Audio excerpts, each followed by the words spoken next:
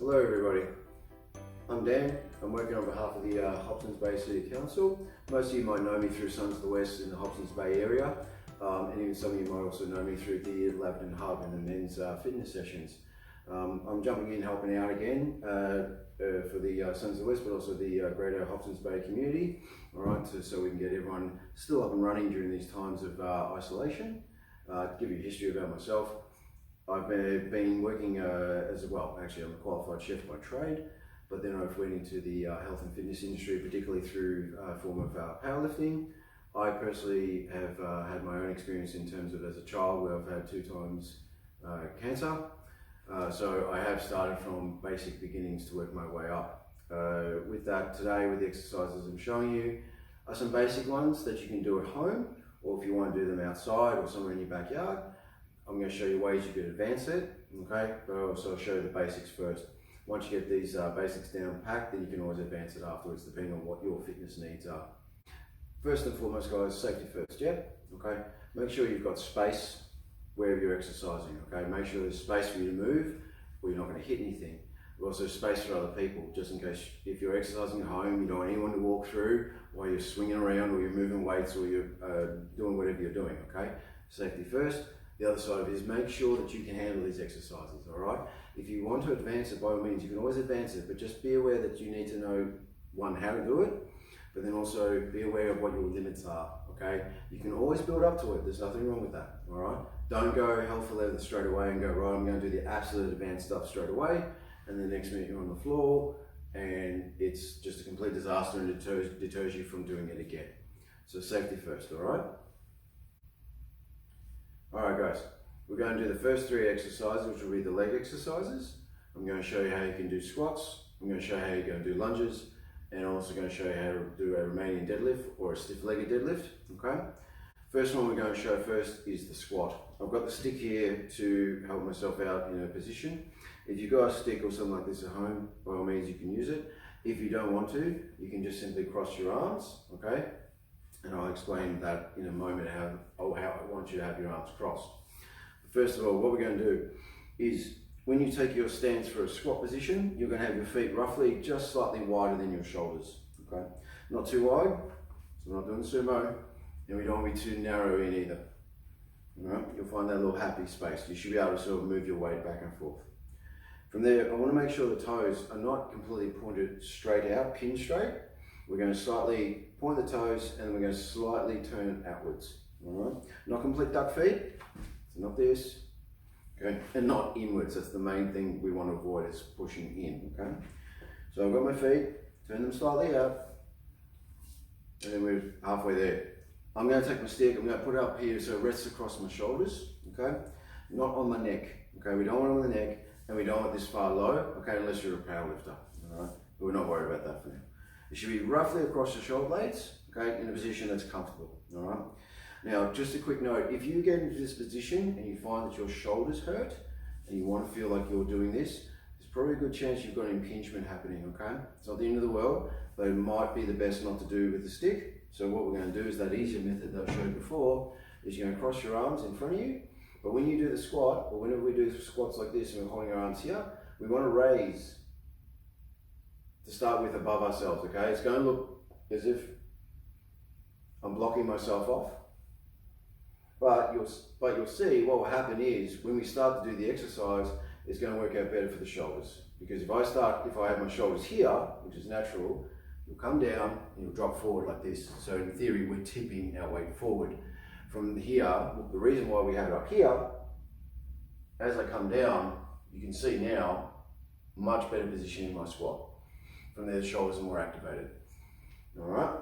Now, if you can't do that, you can always have your arms to the side. That's okay as well. Or just bring your hands out. But what I want you to do is slowly lift up your arms and hands as you come down. Cool. You can stand up like so. Come back down again. Come back so. Sometimes these are called a Jose. Now, if I'm using the stick, I've got it across my shoulders. As you can see with the stick, it allows me to be in that position that I was mentioning just before. What we're going to do from here is once we have our feet out turned, the first thing we're going to do is with our hips, we're going to slightly tilt out. So we push our bum back a little bit, okay? Not a complete push like this, okay? We're not trying to push back and fall backwards. It's literally a tilt at the hips. I'm going to show you a side view soon. You're going to tilt at the hips. Once you do that, that's it. Don't do anything more. From there, imagine you're going to sit back. So you start to come down as far as you can manage, and then you're going to stand back up. As you stand up, you're going to squeeze your glutes. So slight tilt, come down as far as you can go, back up, squeeze the glute. When you come up and squeeze, don't squeeze to the point that you push yourself forward, all right? Otherwise you lose tension in the stability of the glutes, but also you put pressure through your lower back, which is unwanted, because that means all the weight is back here. We don't want that. We want to be strong. Now, this is the side view, so you can see the hip tilt. As you can see, I'm set. From there, that slight tilt, that's it. Then from there, we come down as far as we can go, and then we come back up, contracting the glute as we stand. You can use a stick if you want to keep that happening, all right? However, the other option is to put the weights to the side of your body, and some others will do other different variations of it, okay? The main thing is, all I want you to do is keep your balance, all right? So I'm just going to remove the stick for now. What we're going to do from here is we step forward, and that's the starting position. I'm just going to adjust this at the back. From there, the back foot, so from this video, from the demonstration, it's my left leg, all right? With my left leg back, what I'm doing with my left heel is I'm going to slightly turn it outwards slightly. So I'm turning it to the left, not immensely, so don't be like Elvis and be like this, all right? All we want is a very slight outturn. The reason for that is it squares the hips out. If we keep ourselves inward, hopefully you can see, even though I'm very, very artsy and wearing all black today, you can see my hip now, actually I'll use the stick, is pointing in this direction. Now we can still lunge, but it's not ideal and it's not the most stable position. Whereas as soon as I turn that hip slightly out, all of a sudden I'm squared off better.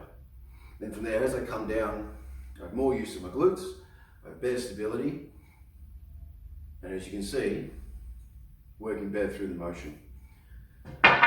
So, the other cues on the split lunge, okay, is don't be so far apart that you completely lose balance.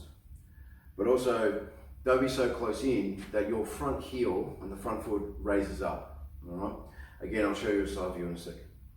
With the upper body, you can be upright. You can slightly lean forward, but you're not tipping forward.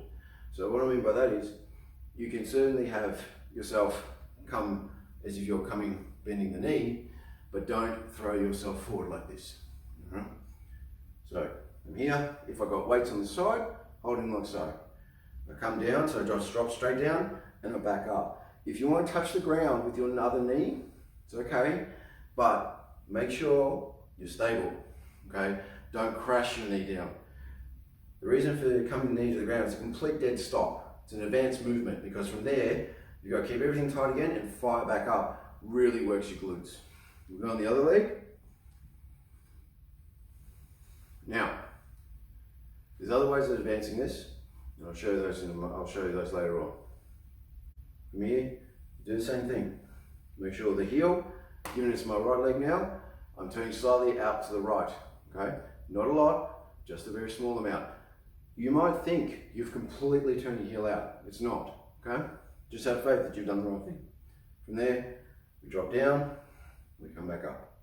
This knee does not lock out, so we don't go straight. Come down, back up. All right, so this is the side view. From there, left leg, I've got my heel slightly turned out, so it's slightly turned to camera. From here, everything remains upright, okay? From there, I just bend both knees. Both knees just bend, coming down, back up. Coming down, and back up again. All right, guys. Next one, the leg exercise I'm going to show you. Stiff-legged deadlift, or Romanian deadlift, or some people call it just a deadlift. Really good exercise.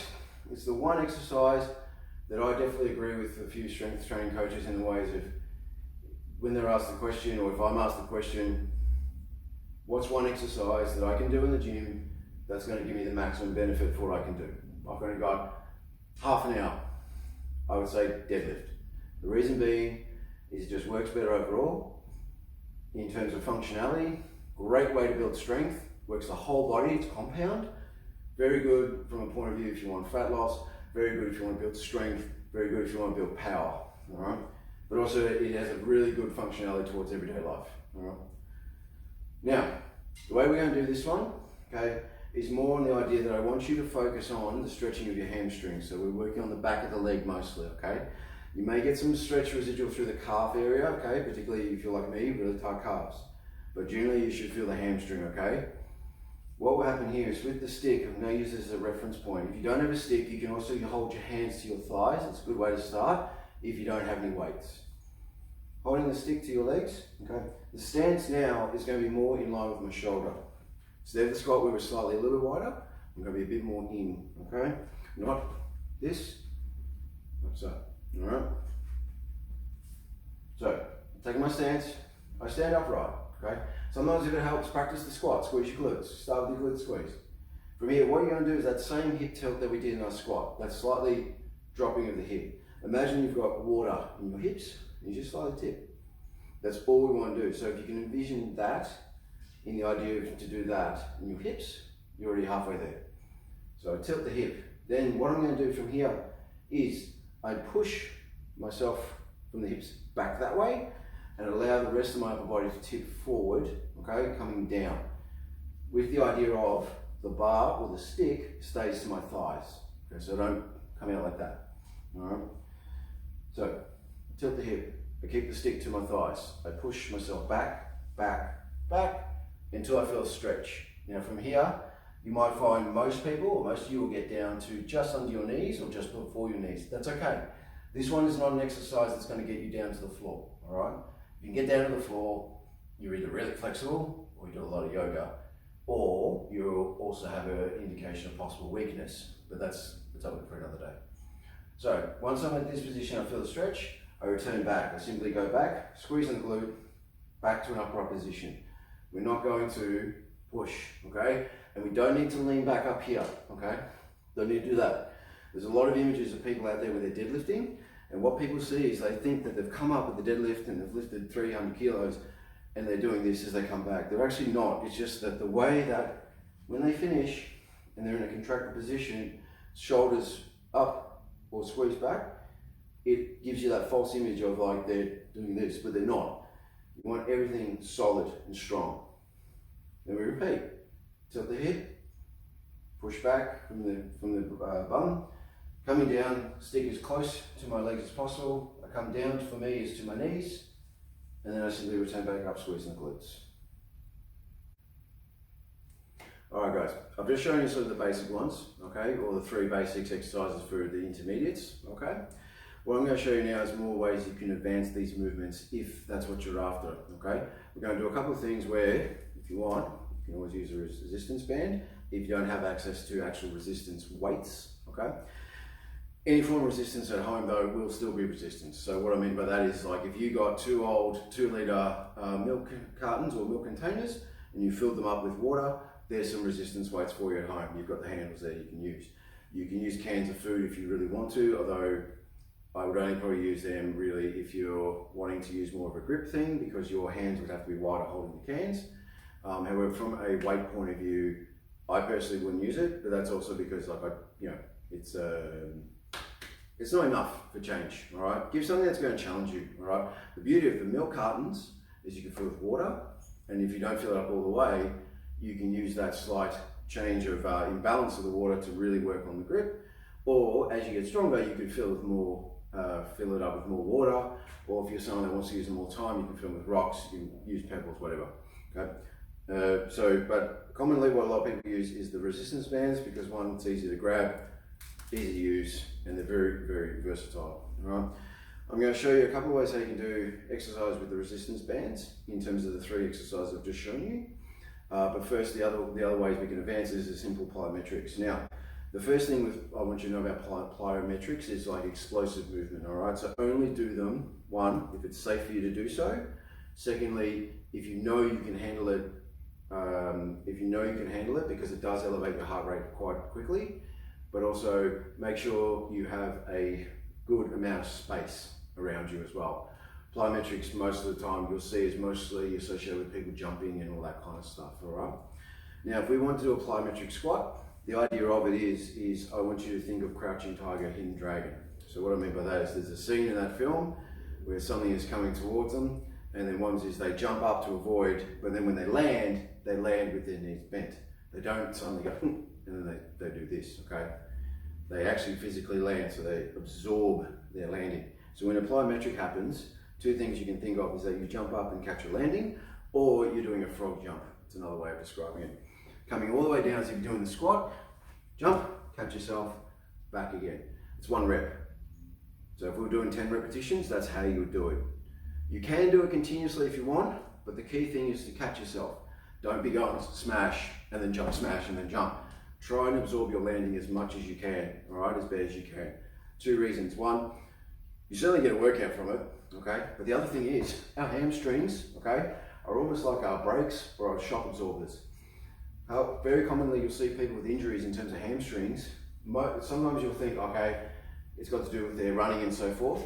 However, most often it's either them beginning to take flight of running or when they go to slow down because they've got to hit the brakes, all right? Because when you go to slow down and you're at full flight for whatever your running is, it's full flight, your hamstrings have to absorb that force of you slowing down, all right? Same with the jump. When you come down, jump up, you land, they absorb that, all right? So you've got to make sure that those hammies can handle it. If they can't, it's not the end of the world. There's ways that you can explore that, except for now, I would certainly make sure you can do that with a professional trainer or a coach, and probably in a better environment than at home, because at least you have instant feedback, all right? It's not something that you could just wake up and start doing straight away. Now, the next one to do from that point of view of the advanced movements in plyometrics with the lunges is that we set ourselves up in the same way as we were before. I'm just going to get it so you can slowly see my feet. And then from there, what we're going to do is like we can switch up the jump. All right, so what we do is we come down, we spring up, switch it down, and land. And as you can see, it's not exactly easy to do. So again, only attempt this one in this way if you know you can, okay? Or you're in a safe environment, so you've got plenty of space, but also knowing that you can handle it. All right. I'll show you some other movements in a moment to advance everything, but this is one level of advancement. This is probably like level 3, okay? So we come down, catch ourselves, like so, switch, and everything like that, okay? So that's one way of advancing it, all right? In terms of the RDL, you probably would continue doing that, okay? Because 1, you want to work on the emphasis of the stretch and the contraction of the glute. It's also very good for your lower back. From a safety point of view, I haven't seen anything myself personally on evidence that shows explosive movement like this is good for your back. I would suggest not to do something like that. Always stick to resistance training when it comes to something like hinging, and particularly when it comes to your back, okay? You want to make sure you protect those things first. Now, the other way that you can advance both the squat and the lunge is referred to as 1 1/4 rep, or sometimes referred to as a cycle squat. What you're going to do from there, if I'm squatting, go to my feet, stood up in the same way as my squat. When I come down, I can do it 2 ways. I can come down, back up, back down, all the way up again. That's one way of doing the cycle squat. The other way is that you come down halfway, you go back up, all the way down, and then back up. The reason that you've got those 2 variations depends on what you want to hammer the most. So if I'm coming down and I go back up and back down again, what I'm emphasizing there is more of the bottom phase, the actual coming up and back down again. So that initial start to come back up. I'm trying to put more tension in that area because I want to get stronger in that area. The other way around, I want to get stronger here in terms of the tension of back down. So where that might translate to people in everyday life or maybe sport is that if you've got someone who's always in that state of ready, chances are they want to practice more here, tension in the quad area up here, knowing that they've got a lot more strength and stability here, but a lot more endurance. Whereas your bottom phase may be someone who could be a long jumper because they want to practice the idea of this, getting the hamstrings used to stretch in different ways, okay? You don't have to worry about that unless you're a long jumper, and even then you should be seeing your coach, not me. Make sure you have a good grip. Now, what this will be is though, from here, you'll see the band will slack, and then I stand up. As I stand up, that's where the resistance will kick in if I'm holding the band like so. Okay, so you can come down all the way up, and then you introduce the resistance that way. That's one way of doing it. Same thing for the lunge. The only difference is just you just got to sort of give yourself the position of where you want resistance. Cool thing about this is 1 foot, what's the weight from there. So there's my resistance. Okay. If you want more, give it a little bit of tightness. Okay. But as you come down, drive back up. All right, guys. So now what we're going to do is the shoulder press. Okay. The reason I'm on my knees, okay, is just so this is one way of doing it at home. Okay. Ideally, if you can do it in a space standing up, great. All right. However, the reason I'm doing it here on my knees is like if you're in a space and you've got something like a weight bar or something like that, and you go to press up, you don't want to bash the ceiling, that's one thing, but also you want to make sure you've got enough room. However, the other thing is if you can't do the standing up, that's fine, pop down your knees. The main thing that I was saying, stay on your knees like this, is that way you can still contract your glutes, okay? You can sit down if you want to do that, that's fine. However, I would suggest to be more upright only because by squeezing your glutes, it's a lot better for your lower back. A key indication of someone's upper body strength or the way that they can push above their head is how much they can actually physically press above, because it shows how good or strength or stability they have in their lower back. Now, if you find that you try and do this and your lower back isn't the best, you'll find that you do this or you find you arch and so forth, I would suggest bring yourself up to your knees or do it standing up, all right? Now, I'm going to use a stick for the demonstration. The reason I'm on this angle is because one, you can still see the key points of what I'm trying to address here, but I want you to see where the bar goes or where the stick works in terms of the bar path, all right? When you take your grip, or how you set yourself up is, I'll show you this way first. With your stance, if you do it standing up, just make sure your stance is stable, okay? Don't be too narrow, don't be too wide. Just make sure it's a good, stable stance. One indication, I guess, is to show is that if someone was going to push you over and you had to resist, work out where your stance is from there to push, okay? That generally will give you an indication. Taking the stick, what I want you to do is grip the stick, all right? Thumbs around, all right? I don't want to see anyone with thumbs out like that, okay? If I find out that you're doing a shoulder press like that, I'm going to whack you with this stick, all right? The reason being is if you handle any form of resistance, it's always good to grip the bar with everything, including your thumb. There's a reason why we have it, and it's because we need to do things like this. A good way to grip the stick or grip in any bar is, instead of gripping from thumb down, go from pinky. Grab from the pinky first, work your way around, then the thumb. What that does is it brings your wrist as close to the bar or as close to the resistance that you are pressing or using in a ways that there is much more stability right through your whole arm, okay? So think of it as a way of chocking up underneath the weight. So if you put something there and you go chock it up, the better or the more purchase you have underneath coming through your arm, the better it is from a power and pressing point of view, okay? In terms of the grip itself, so grab from the pinky around both sides, then finally the thumb, all right? When I start, what I want to do here is have my wrist roughly in line with my elbow. So what I want to happen is from there. Now, a way to indicate where you need to be is take your grip, slowly work yourself out sideways very lightly, and then once you feel like you haven't got that need to push out anymore, probably that's a good spot for you, okay? That is too wide, and also if you feel you have to do that for a shoulder press, there's probably a good chance you've got that impingement going on, as I mentioned before. And we don't want to be in like this, okay? We're not doing that, all right? We're just keeping it basic and simple today. So, grip, around, set up, find the spot. The reason we need to find the spot is our shoulder blades at the back of us isn't straight. It's not straight.